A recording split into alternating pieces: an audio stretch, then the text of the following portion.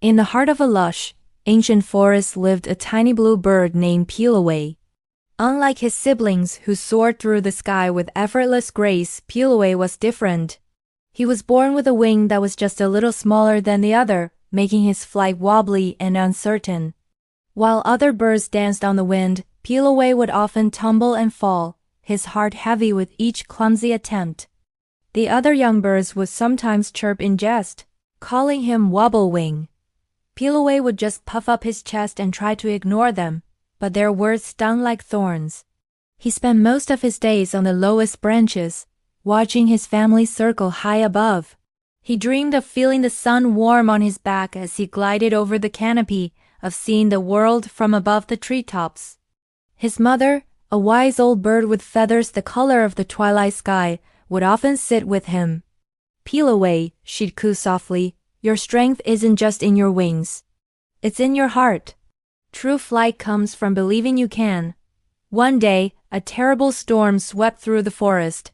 The wind howled like a hungry wolf, and rain fell in blinding sheets. The nests high in the trees were thrashed about, and a tiny newly hatched chick was tossed from its home, landing on a fragile leaf near a rushing stream. Its desperate chirps were almost lost in the roar of the storm. The other birds were too panicked, buffeted by the wind, to attempt a rescue. But Peeloway saw the chick. He saw its fear, and something inside him shifted. Forgetting his own limitations, he launched himself into the gale. The wind tried to smash him back into the trunk, but he fought against it, flapping his wings with a fury he never knew he possessed. He wasn't flying gracefully. He was tumbling, spinning, and struggling, but he was moving forward. He used the powerful gusts, not as an enemy, but as a current to ride, angling his body in a way no perfectly balanced bird would think of. He reached the trembling chick, and with a great effort, scooped it onto his back.